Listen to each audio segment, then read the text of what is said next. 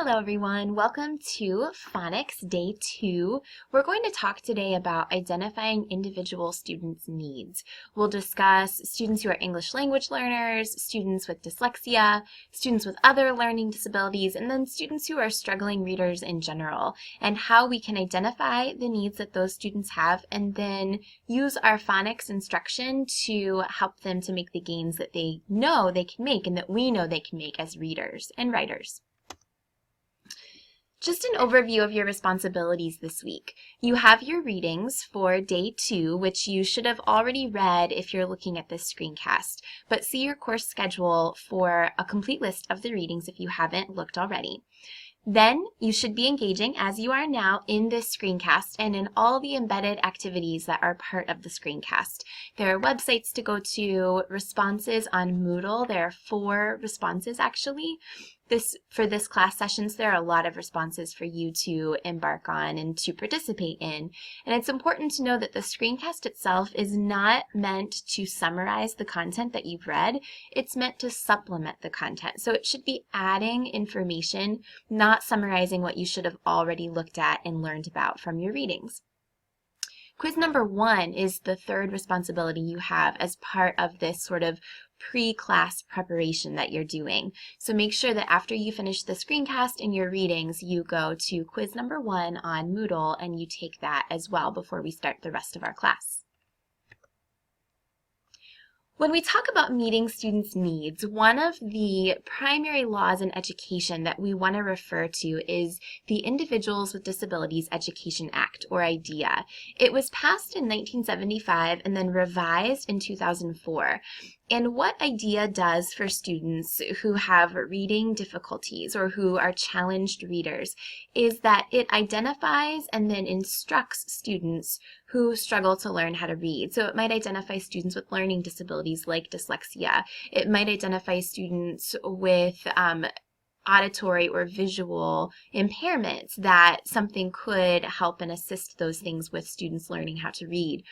But if we go back to this idea of learning disabilities and identifying those, it's important for you to know that a learning disability is identified as something that shows a discrepancy between a student's ability and their achievement levels. So you know in talking with a student, in listening to a student, that they have a very high ability level, but that for some reason when they are actually reading with you or writing with you, it's not showing. That ability level is not showing in the achievement or the gains they're making as readers and writers. So there's a discrepancy, there's a big gap between those two things. That's one of the main ways to know if a student might have a learning disability and that they might benefit from some intervention. The revisions to IDEA are actually very pertinent to what we're talking about today and how we meet students' needs in education. One of the revisions to IDEA was a model called the Response to Intervention Model, or RTI. If you are spending any amount of time in schools these days, you hear about RTI because any student who is identified as being challenged in the areas of reading, writing, math, instruction, they are placed in the RTI pyramid. It's a multi-tiered prevention model. The idea is that you give students the support that they need in any academic area they need it in, and in our case we're thinking about reading interventions, and you support them through very targeted small group and whole group instruction at first. And if those interventions don't work, you provide them with more intensive interventions as the semester or the year goes on. But the goal is that you're really looking at what the student needs, you're assessing them along the way to see if they are making gains, and if they're not, you're reassessing in order to make sure that you change your instruction to meet the needs of the students. This starts in the tiered model. The bottom, the biggest tier, most students are part of the general education tier. So students at the lower level of the tier are involved in the general education of the classroom. But they might participate in smaller activities or small group activities that are geared towards their particular needs, because we know from our conversations in class, you have to differentiate for the needs of your students. You have to take your lesson and change it in ways that will allow all students access to the content. A secondary tier on the RTI model is the idea of secondary intervention with a more intense short-term instruction. So you are identifying through assessment that a student needs more support than what you're able to give from the general education in your classroom, and you are providing them with really intensive instruction in the areas where they might have gaps. And then if that doesn't seem to be supporting them as best you could, then you end up moving up the tier even more to tier 3, which involves a more long-term, even more intensive instructional period with a special educator, a reading specialist. Tier 4 is actually the tier where students qualify for special education itself, and they end up having an IEP, a 504 plan, that kind of thing. So we want to look at each one of these tiers and think about each one is a way to give students access to reading content in ways that make sense for them. So whatever a student's needs are, according to RTI, we can identify those needs through assessment and then meet the needs of the students by changing our interventions and our instruction to make sure that they have access to the content and that they understand what you're learning about. So an RTI model is really important. Which leads us to activity number 1. I want you to go to Moodle, and you can find this text on Moodle where you're being asked to find a graphic online where you visually depict the tiers in RTI. You want to see what this model looks like. I just described it. Now you want to go out and see it. And I want you to find the depiction through Google Images or something else that is useful to you in envisioning how the RTI process works. Then I want you to post the link for this graphic on Moodle under Day 2, Activity 1. Based on this graphic, after you post it, summarize the RTI process and then discuss how and when students move through each tier. That's your first activity. You can pause this screencast, come back to it when you're finished with the activity, and we'll keep going.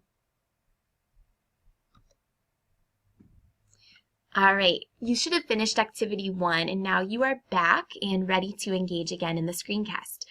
The next piece of meeting students' needs, now that we've talked about legislation, is thinking about particular needs that students have.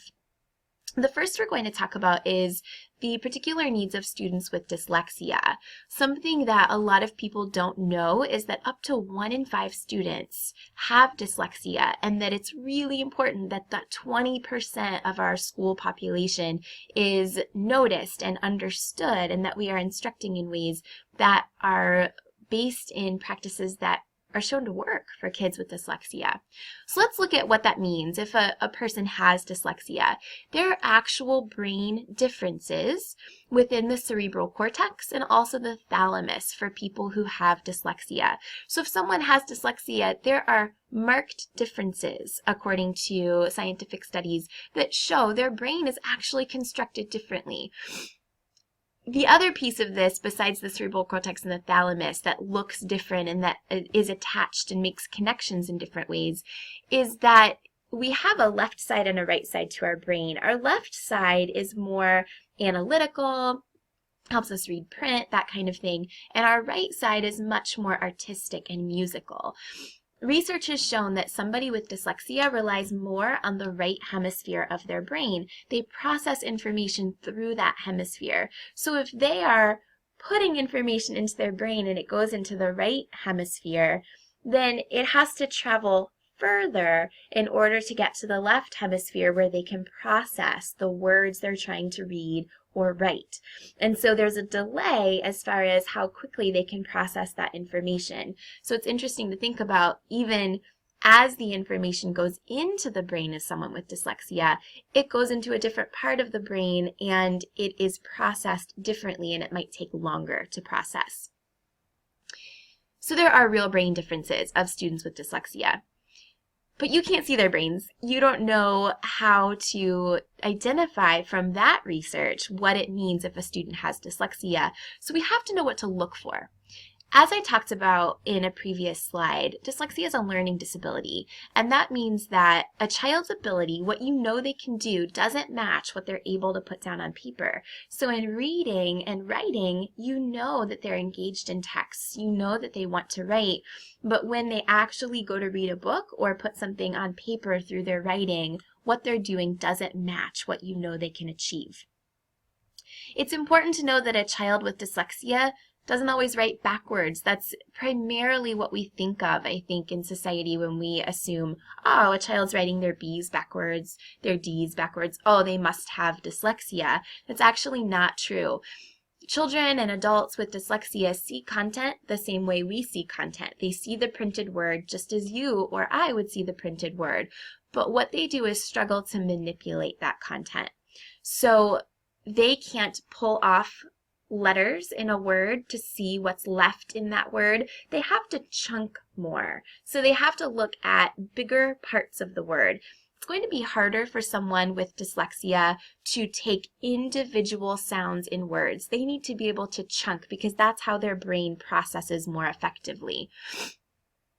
Part of this processing and seeing things in chunks is that when they try to decode something at its individual phoneme level, those individual sounds, that decoding process is much more laborious for somebody with dyslexia than it is for someone without.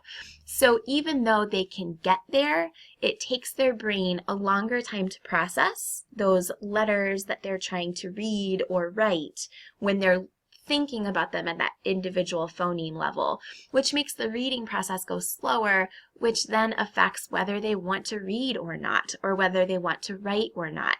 So it's sort of an unfortunate spiral because somebody with dyslexia has a more laborious time reading and writing, which leads to a lack of engagement, which leads to fewer attempts at reading and writing. So we have to be careful with that.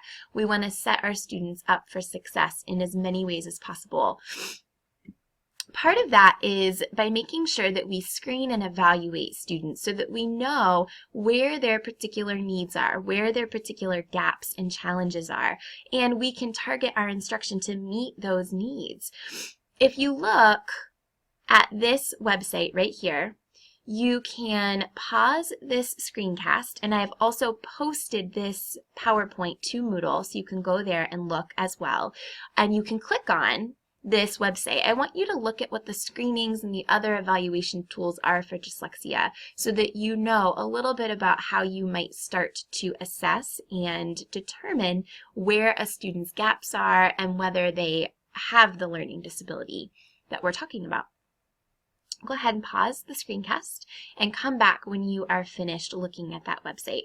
Remember, I know you can't see the whole thing because my little webcam is in the corner, but this right here, this link is on the PowerPoint. You can just open that. It's on Moodle as well.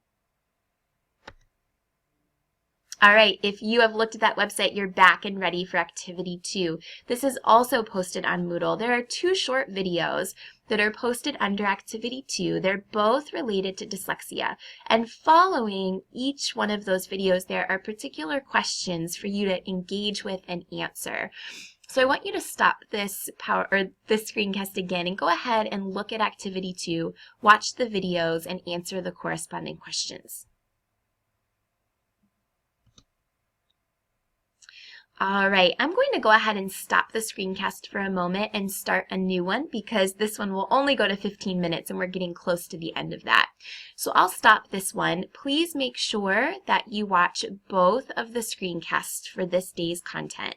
When you come back in the second screencast, we'll start talking about English language learners and how we meet their needs. Because remember, that's our focus today. How do we think about differentiation and meeting the needs of students who are not developing in the same ways or at the same rate, or who have just different needs as a student who is an English language learner would have. I'll see you in a moment.